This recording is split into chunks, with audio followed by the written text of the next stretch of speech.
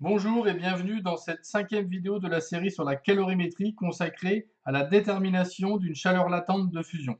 Chaleur latente qu'on appelle aussi énergie massique de changement d'état. Alors regardons la méthode expérimentale utilisée. On utilise à nouveau la méthode des mélanges pour laquelle on va placer une masse M1 de liquide considéré chaud à la température T1 dans le calorimètre avant d'y ajouter une masse M2 de solide à la température T2 qui en général va être la température de fusion. Alors, le liquide, ça sera bien qu'il soit de même nature que le solide qui va fondre, au moins miscible, et le plus simple évidemment c'est de prendre le même liquide que celui qu'on va obtenir une fois le solide fondu. Pour la température T2, pourquoi est-ce que on prend la température de fusion? Parce qu'il est difficile de mesurer la température d'un solide. S'il faut mettre le thermomètre quand on le congèle, eh ben, c'est difficile de l'enlever avant de faire l'expérience. Donc comme ça évite en plus d'avoir un terme de réchauffement du solide avant fusion.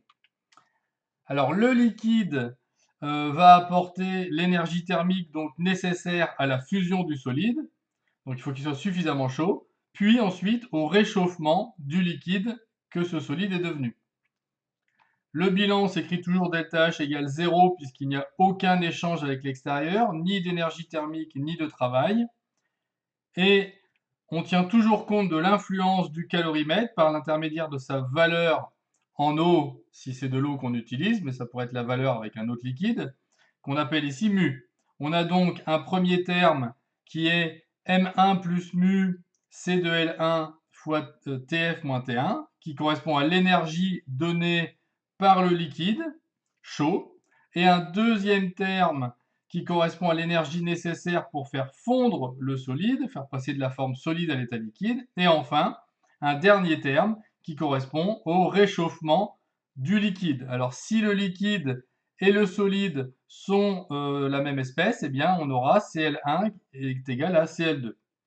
Si on part d'un solide avec une température inférieure à la température de fusion, alors on aura un terme supplémentaire qui correspondra à M2 fois la capacité thermique du solide, donc qui n'est pas celle du liquide cette fois-ci, et avec un delta T qui réchauffera le solide de cette température jusqu'à la température de fusion. Alors, on va détailler le protocole expérimental. Comme d'habitude, dans un premier temps, on va placer le calorimètre et faire la tare sur la balance. Donc, on aura le 0 qui s'affiche. Et comme ça, on pourra mesurer directement la masse M1 de liquide 1 que l'on va ajouter dans le calorimètre. Donc ici, par exemple, 210 grammes. Alors, il faut en ajouter suffisamment pour que ça recouvre le solide. On attend l'équilibre thermique et on note la température initiale T1, donc celle du liquide et du calorimètre.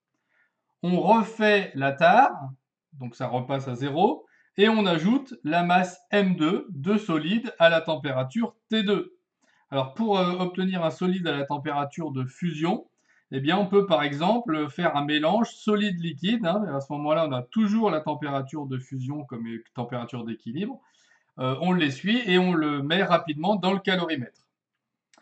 Enfin, on agite pour diminuer la durée de l'échange et pour homogénéiser jusqu'à la fusion complète du solide. Au final, on note la température obtenue, température finale TF. Alors, voyons l'exploitation des résultats. Donc, on a pris comme exemple la chaleur latente de fusion de l'eau. On a pris une masse d'eau chaude de 210 grammes à une température de 30 degrés et une masse de glaçon de 60 grammes à une température de 0 degré. Après agitation et à la fin, on obtient une température finale de 8 degrés. Le bilan que l'on a déjà vu s'écrit toujours de la même façon. On va isoler le terme qui contient ce qui nous intéresse, c'est-à-dire LF, la chaleur latente de fusion. On divise par M2, on obtient le résultat suivant, l'expression suivante. On remplace dans cette expression les différentes valeurs que l'on a notées et on obtient une valeur pour la chaleur latente de fusion de l'eau qui vaut 3,2 fois 10 puissance 5 joules par kilogramme. Alors, si on compare par rapport aux valeurs tabulées, 3,33 10 puissance 5, on obtient un écart relatif de 4,8%. On verra dans une prochaine vidéo les erreurs commises éventuellement et cette notion d'écart relatif. Voilà, je vous remercie, au revoir.